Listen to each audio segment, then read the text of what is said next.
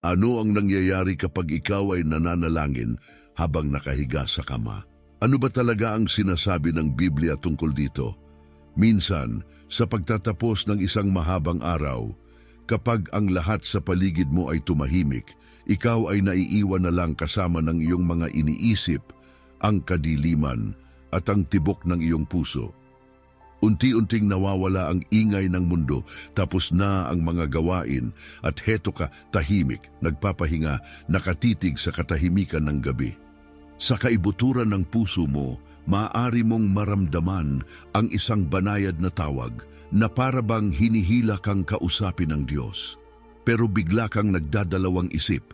Mahalaga ba talaga kung manalangin ka ngayon sa ganitong posisyon, nakahiga, imbes na nakaluhod? Mali ba nakausapin ang Diyos nang hindi nakatiklop ang mga kamay o wala sa karaniwang anyo ng panalangin? Simple lang ang sagot, nakipagtagpo ang Diyos sa mga tao sa iba't ibang lugar, sa malalalim na lambak, sa matataas na bundok, sa mga bilangguan at maging sa mga silid-tulugan nila. Sa buong Biblia makikita natin ang mga kwento ng mga taong tumawag sa Kanya kahit saan sila naroroon at palagi siyang nakikinig. Hindi kailanman tungkol sa lugar o sa posisyon ng katawan. Ang mahalaga ay ang puso. Pero kailangan din nating maging totoo. Ang ginhawa ng kama ay maaaring biyaya, pero maaari rin itong maging dahilan ng pagkaantok sa espiritu. Sa mga oras ng gabi, maaari kang mapalapit sa Diyos o dahan-dahang malugmok sa espiritual na pamamanhid. Nakadepende ito sa estado ng iyong puso. Maaari mong sabihin sa sarili, bukas na lang ako mananalangin o mas maganda siguro bukas. Pero ang totoo, walang kasiguruhan ang bukas. Marupok ang buhay, totoo ang kawalang hanggan, at kahit nagpapahinga ka, patuloy pa rin ang laban para sa iyong kaluluwa. Kaya naman ang pipiliin mong gawin sa tahimik na mga minutong ito bago ka matulog ay may mas malaking halaga kaysa sa iniisip mo. Dahil ang simpleng panalangin bago ka makatulog ay maaaring magbago ng iyong buhay. Maaaring makarating ito sa langit, baguhin ang iyong kinabukasan, at baka iyon na ang mismong sandali kung kailan na isulat ang pangalan mo sa aklat ng buhay.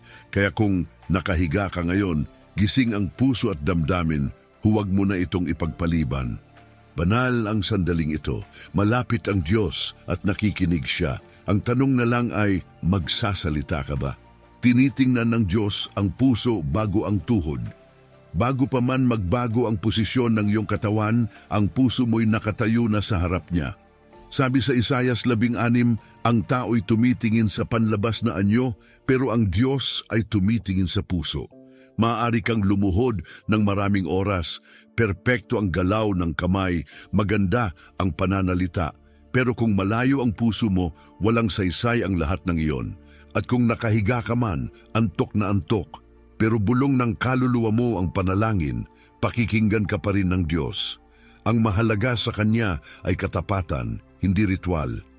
Alam ito ni Haring David nang sabihin niyang, ang handog na kinalulugdan mo, O Diyos, ay pusong mapagpakumbaba at tapat, hindi mo ito itatakwil.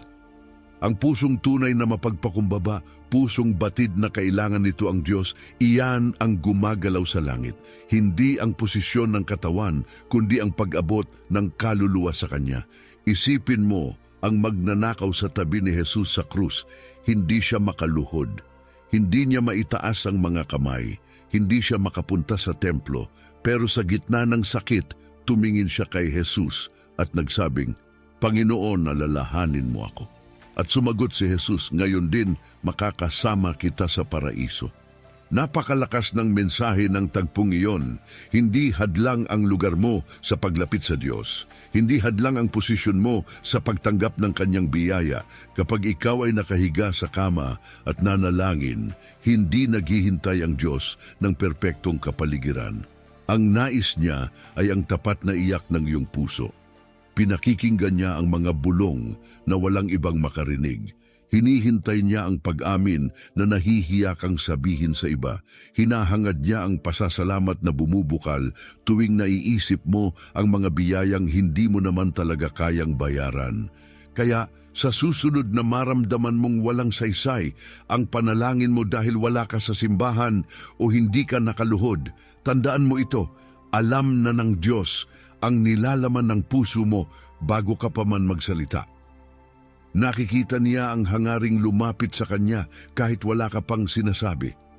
At kung ang espiritu mo'y talagang umaabot sa Kanya, nagawa mo na ang pinakamahalagang bahagi, isang bagay na hindi kailanman mapapalitan ng pisikal na posisyon. May isang bagay na napakalalim sa gabi. Kapag natutulog na ang mundo at pumapalibot ang katahimikan, para bang mas malapit ang langit. Alam ito ni David, kaya't isinulat niya, "Naalala kita habang ako'y nasa kama, iniisip kita sa mga tahimik na oras ng gabi." Awit 63, seksyon 6. Ang mga panalangin sa gabi ay may kakaibang lalim at katapatan. Dumarating ito kapag wala ng abala, kapag hindi na kayang itago ng kabisihan ng araw ang tunay na nilalaman ng puso. Maging si Jesus ay nanalangin sa gabi. Madalas siyang pumunta sa tahimik na lugar sa dilim para makasama ang Ama. Sa Lucas 6:12, sinabing nanatili siya sa panalangin buong magdamag bago gumawa ng mahahalagang desisyon.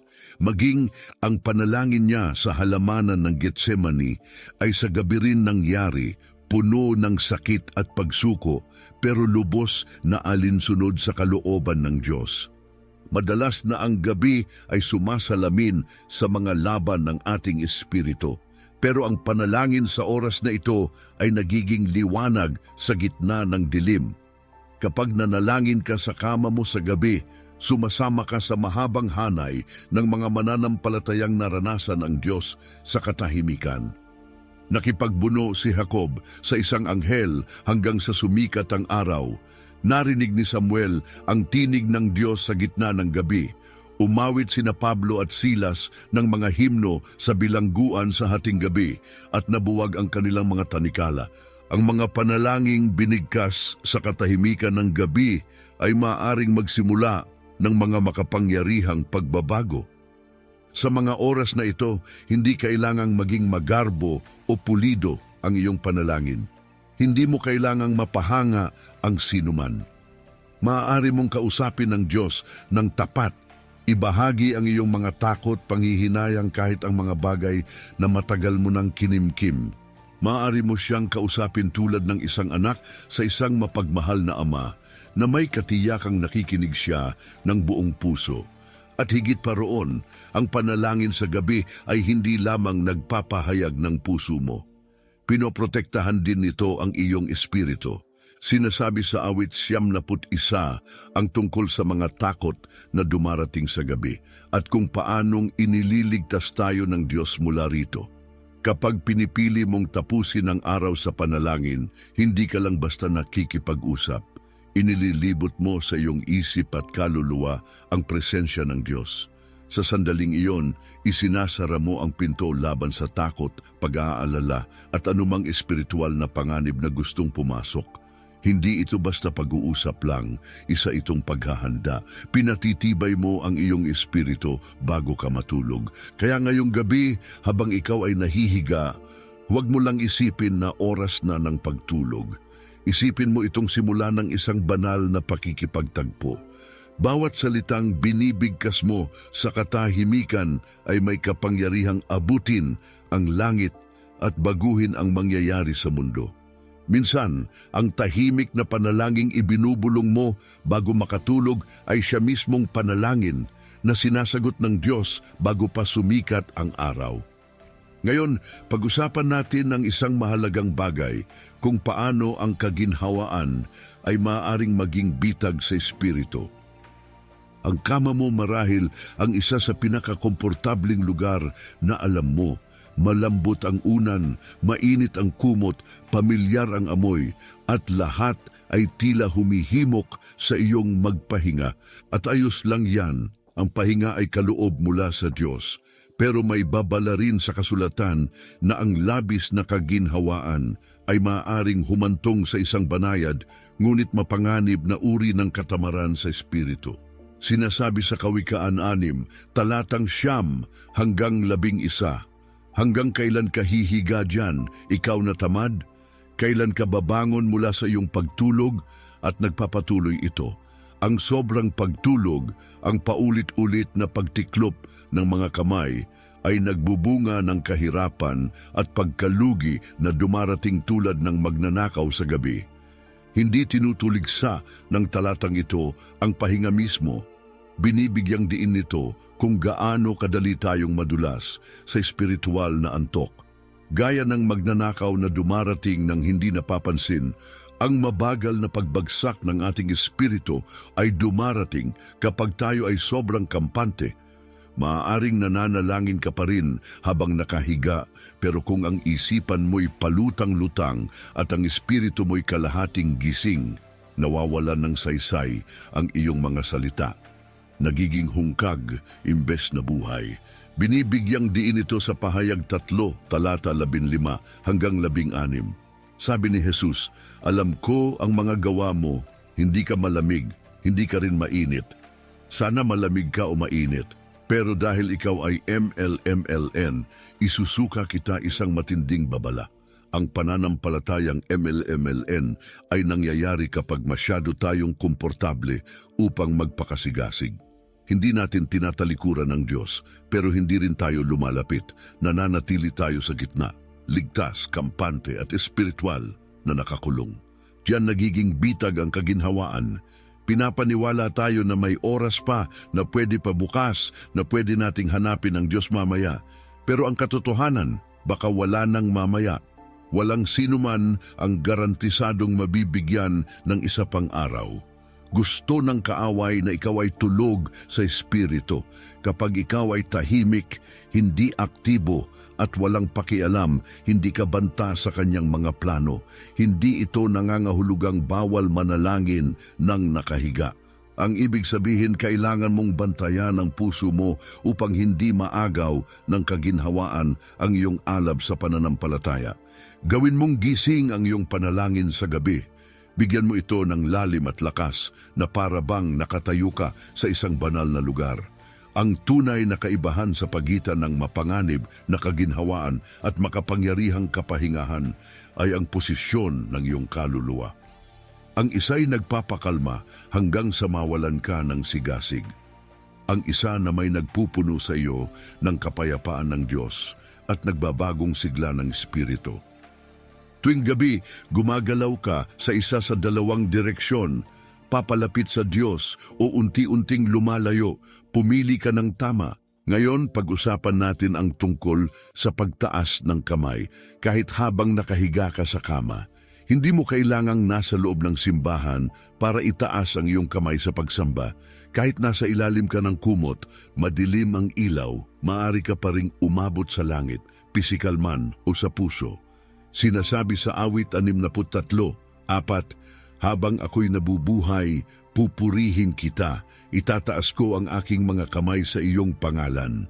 At sa ikalawang sulat ni Pablo sa Timoteo, talata 8 isinulat ni Pablo, nais kong ang mga lalaki, saan mang dako ay manalangin, itinaas ang banal na kamay na walang galit o alitan. Ang saan mang dako ay kasama ang iyong silid.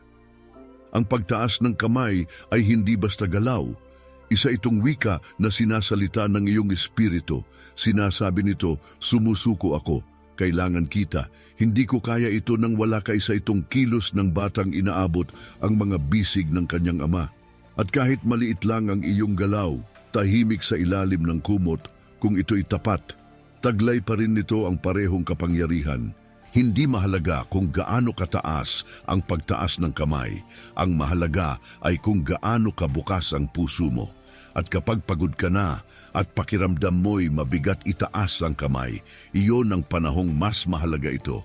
Tandaan mo si Moises sa Exodo 17. Habang nakataas ang kanyang mga kamay sa panahon ng labanan, nananalo ang mga Israelita. Nang siya'y mapagod, inalalayan nina Aaron at Hur ang kanyang mga kamay. Ipinapakita nito ang isang malalim na katotohanan. Ang panalangin na may nakataas na kamay ay may tunay na espiritual na kapangyarihan kahit tayo'y mahina. Kaya sa iyong kama, sa katahimikan ng gabi, ang pagtaas ng kamay ay maaaring maging isang tahimik, ngunit matapang na mensahe sa mundo nang hindi nakikita. Ako'y sa Diyos. Sa Kanya ang aking pag-asa, hindi kayang pigilan ng pagod ang iyong pagsamba. At ang nakataas mong kamay ay hindi lamang para sa pagpupuri, kundi para rin sa pagtanggap. Isipin mong ikaw ay isang batang umaabot para sa kaaliwan, para sa lakas. Iyan ang ginagawa mo kapag itinataas mo ang iyong kamay bago matulog. Inaanyayahan mong lumapit ang Diyos, yakapin ka ng Kanyang kapayapaan, at ipadama ang Kanyang presensya. Kahit walang makakita, kahit ilang segundo lang ito, banal pa rin ang sandaling iyon. Ang pagtaas ng kamay sa iyong silid ay maaaring gawing banal ang isang karaniwang gabi. Ang iyong silid ay nagiging dambana at ang iyong pahinga ay nagiging pagsamba. Sa huli, pag-usapan natin ang kagyat na pangangailangan ng panalangin. Isa sa pinakamapanganib na kasinungalingang ibinubulong ng kaaway ay ito: pwede ka namang manalangin mamaya. Para bang walang masama sa paghintay hanggang umaga, hindi ba? Pero sa banal na kasulatan, paulit-ulit nating nakikita, walang mas mainam na panahon ng panalangin kundi ang ngayon. Sa Nehemias 2:4, nang tanungin siya ng hari kung ano ang nais niya, tahimik siyang nanalangin sa mismong sandaling iyon. Hindi ito mahaba o malakas, pero agad at totoo. Hindi sa templo nanalangin si Nehemias. Nasa gitna siya ng pag-uusap, ngunit mabilis siyang lumapit sa Diyos. Alam niyang kailangan niya ng tulong sa mismong oras na iyon at hindi siya naghintay.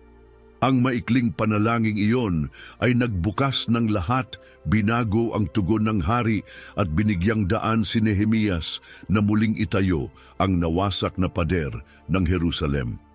Isipin mo ang magnanakaw sa tabi ni Jesus sa krus. Wala na siyang oras o kakayahang lumuhod, magdasal ng mahaba o ihanda ang sarili. Sa huling hininga niya, tumingin siya kay Jesus at nagsabi, Panginoon, alalahanin mo ako kapag ikaw ay naghahari. Ang desperadong sigaw na iyon sa kanyang huling sandali ay tinugon ng isang pangakong panghabambuhay. Ngayon din ay makakasama kita sa paraiso. Nauunawaan din ni Daniel ang kagyat na pangangailangan ng panalangin. Sa Daniel 9, nang napagtanto niya na malapit ng matupad ang propesiya ni Jeremias, hindi siya nagpaliban. Agad siyang lumapit sa Diyos sa pamamagitan ng panalangin, pagsusumamo, pag-aayuno at pagpapakumbaba.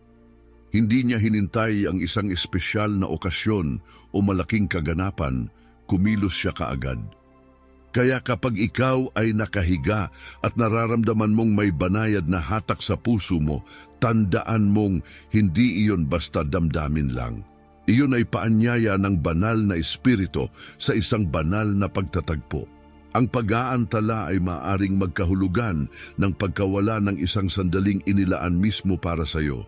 At minsan, ang panalangin nararamdaman mong dapat mong ipanalangin sa kalagitnaan ng gabi ay hindi lang pala para sa iyo. Maaring tinatawag ka ng Diyos upang manalangin para sa iba. Maaring isang espiritual na pagsagip ang nakasalalay sa mismong panalangin iyon. Mapanganib ang ipagpaliban ng panalangin dahil ang buhay ay hindi tiyak. Sa Kawikaan 27:1, tayo'y binababalaan na huwag magyabang tungkol sa bukas dahil hindi natin alam kung ano ang dadalhin ng susunod na araw.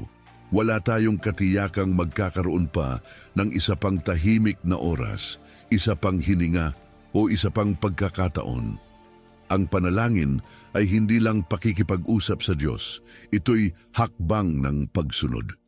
Kaya anumang oras na maramdaman mong tinatawag ka ng Diyos, nakahiga ka man, naglalakad o nakaupo sa iyong mesa, manalangin ka agad. Huwag kang maghintay. Sa mismong oras na iyon, naririnig ng langit ang iyong tinig at ang simpleng panalangin mo ay maaaring magpalaya ng kapangyarihan ng Diyos sa paraang hindi mo kailanman lubusang mauunawaan habang ikaw ay nabubuhay sa mundong ito. Ang gabi ay maaaring magdala ng mapayapang tulog o ng matinding espiritual na labanan. Habang nagpapahinga ang katawan mo, patuloy ang kilos sa espiritual na mundo. Sinasabi ng Biblia na hindi tayo nakikipaglaban sa laman at dugo, kundi laban sa mga puwersa ng kadiliman at mga kapangyarihang hindi nakikita. Ang kadiliman ay hindi lamang makatao, ito ay totoo. Sinasabi sa awit 71 ang tungkol sa takot sa gabi at kung paano inaalagaan ng Diyos ang kanyang mga anak laban dito. Ang mga takot na ito ay hindi laging pisikal, maaring ito'y anyo ng pagkabalisa, takot, bangungot o biglaang lungkot at kawalan ng pag-asa. Ang gabi ang oras kung kailan ang isipan mo ay tahimik at nawawala ang mga abala. At madalas, diyan sumusubok pumasok ang kaaway, pero kayang baguhin ng panalangin ang lahat ng iyon. Kapag ikaw ay nanalangin mula sa iyong kama, ginagawang tagumpay ang isang sandaling mahina at marupok. Ang pagsasalita ng katotohanan ng Diyos sa katahimikan ng gabi ay hindi lamang nagbibigay ng kaaliwan, itinutulak nito palayo ang kadiliman. Nang tinukso si Jesus sa ilang, hindi siya nakipagtalo sa kaaway. Sagot lang niya ay kasulatan, ang kaparehong makapangyarihang sandata ay nasa iyo rin ngayong gabi. Isipin mo sina Pablo at Silas sa Gawa 16.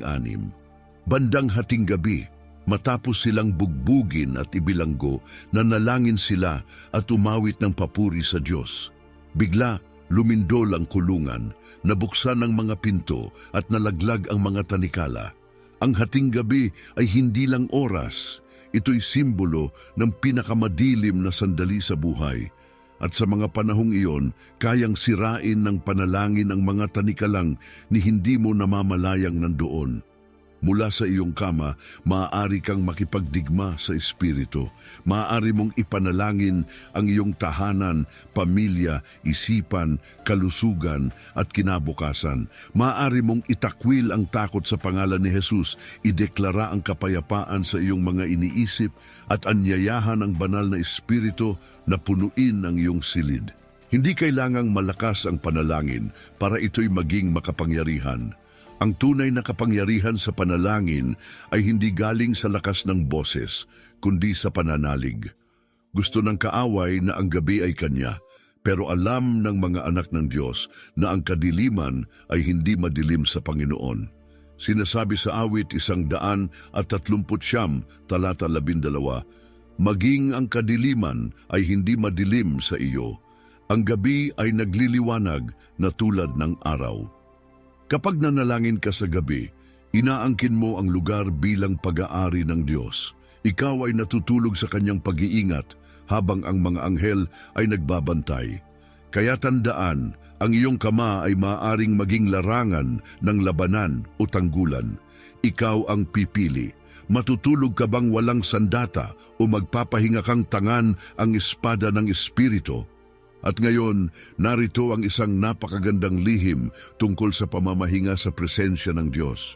May uri ng kapayapaan na higit pa sa pisikal na tulog. Ito'y ang malalim na kapahingahan kapag ang kaluluwa mo'y ligtas sa bisig ng Diyos. Sinasabi sa awit 4, talata 8, sa kapayapaan ako'y hihiga at matutulog, sapagkat ikaw lamang, O Panginoon, ang nagbibigay sa akin ng ligtas na pamumuhay. Hindi lang ito tungkol sa pagpapahinga, ito'y tungkol sa pagkakaroon ng kapayapaang hindi matitinag dahil alam mong hawak ng Diyos ang lahat. Ang pamamahinga sa kanyang presensya ay hindi lang basta pagdikit ng mata, ito'y ang pagsuko ng lahat ng bigat na dinala mo sa buong araw. Lahat ng stress, pag-aalala at panghihinayang na paulit-ulit sa isip mo, inihahain mo ang mga iyon sa paanan niya at sinasabi, Panginoon, sa iyo ko na ito ibinibigay. At pagkatapos, hinahayaan mong balutin ka ng kanyang kapayapaan na parang isang mainit na kumot para sa kaluluwa mo. Binigyan tayo ni Jesus ng paanyayang ito sa Mateo 11:28 hanggang 29. Lumapit kayo sa akin, kayong lahat na napapagal at nabibigatan, at kayo'y aking pagpapahingahin. Ang pangakong ito ay hindi lang para sa mga pisikal na pagod. Ito'y para sa mga taong nakahiga sa dilim, nakatitig sa kisame at nagtatakang may magbabago pa ba. Ang pamamahinga sa presensya ng Diyos ay hindi nangangahulugang nagpapanggap kang ayos lang ang lahat. Nangangahulugan ito ng pagtitiwalang kahit sa gitna ng kaguluhan, kumikilos ang Diyos. Pinipili mong maniwalang habang ikaw ay natutulog, siya ay gumagawa. Tulad ng mga binhing tumutubo sa ilalim ng lupa, hindi man kita sa mata, ang mga sagot ng Diyos ay unti-unting umuusbong habang hindi mo namamalayan sa mga tahimik at tagong oras ng gabi. Kapag naging gawi mong tapusin ang araw sa panalangin, ang kama mo ay nagiging higit pa sa isang lugar ng tulog, nagiging banal na lugar ito. Isang tahimik na espasyo kung saan kayo'y nagkikita ng Diyos. At habang lumilipas ang panahon, may makapangyarihang pagbabagong nangyayari. Kapag dumarating ang takot o pag-aalala, hindi na takot ang unang tugon mo. Sa halip, ang puso mo ay kusa ng lumalapit sa Diyos. Dahil natutunan na ng iyong espiritu na mamahinga sa Kanya na matagpuan ang kapayapaan sa Kanyang presensya. Ang mundo ay patuloy na magpapaniwala sa iyo na ang kapayapaan ay nasa kaginhawaan, aliwan o pansamantalang kasiyahan. Pero ang tunay na kapayapaan, yung hindi nawawala, ay nagmumula lamang sa pagkaalam na ang Diyos na may hawak ng langit at lupa ay nakabantay sa iyo. At kapag ibinubulong mo ang huling panalangin mo sa pagtatapos ng araw, habang unti-unting pumipikit ang mga mata mo, hindi ka lang basta natutulog, ikaw ay nagpapahinga sa lilim ng makapangyarihan. Wakas, panalangin umaabot sa langit bago sumikat ang araw. Bawat gabi ay isang natatanging regalo. Ang mga sandaling naranasan mo ngayong araw ay hindi na muling babalik. Kaya naman, ang huling mga minuto bago ka makatulog ay may lalim na kahulugan. Iyon ang huli mong handog sa Diyos para sa araw na ibinigay niya sa iyo. Ang pananalangin sa kama ay hindi tungkol sa pagpapadali ng mga bagay para sa sarili mo. Ito'y tungkol sa pananatiling malapit sa Kanya. Ito'y tungkol sa pagpiling kausapin ng isa na siyang nagdala sa iyo sa buong maghapon, nagprotekta laban sa mga panganib na hindi mo nakita, at nagmahal sa iyo nang hindi humihingi ng kapalit. Maaring malakas at buo ang iyong tinig o mahina at halos bulong na lang. Maaring mahaba ang iyong panalangin o isang pangungusap lamang, pero kung ang iyong mga salita ay mula sa tapat na puso, umaakyat ang mga ito sa langit na parang mabangong handog. Hindi mo kailangang hintayin ang perpektong sandali o ang tamang posisyon. Hindi mo kailangan ng espesyal na lugar. Ang tamang oras ay palaging ngayon. At ngayong gabi, sa mismong sandaling ito, maaaring ito na ang gabing binabago ng iyong panalangin ang landas mo, pinatatahimik ang iyong mga takot o inilalapit ka sa isa na lumikha sa iyo. Kaya habang pinapatay ang ilaw at tumatahimik ang mundo sa paligid mo, tandaan mo ang katotohanan ito. Hindi ka kailanman nag-iisa. Ang parehong Diyos na lumikha ng mga bituin at nagbitin sa mga iyon sa langit ay yumuyuko upang pakinggan ka. Hayaan mong ang huling mga salitang bibigkasin mo ngayong gabi ay para sa Kanya, mga salitang tumatagos sa kadiliman at umaabot sa langit bago pa dumating ang liwanag ng umaga. O Panginoon, ang nagbibigay sa akin ng ligtas na pamumuhay. Hindi lang ito tungkol sa pagpapahinga, ito'y tungkol sa pagkakaroon ng kapayapaang hindi matitinag dahil alam mong hawak ng Diyos ang lahat. Ang pamamahinga sa Kanyang presensya ay hindi lang basta pagdikit ng mata. Ito'y ang pagsuko ng lahat ng bigat na dinala mo sa buong araw. Lahat ng stress, pag-aalala at panghihinayang na paulit-ulit sa isip mo. Inihahain mo ang mga iyon sa paanan niya at sinasabi, Panginoon, sa iyo ko na ito ibinibigay.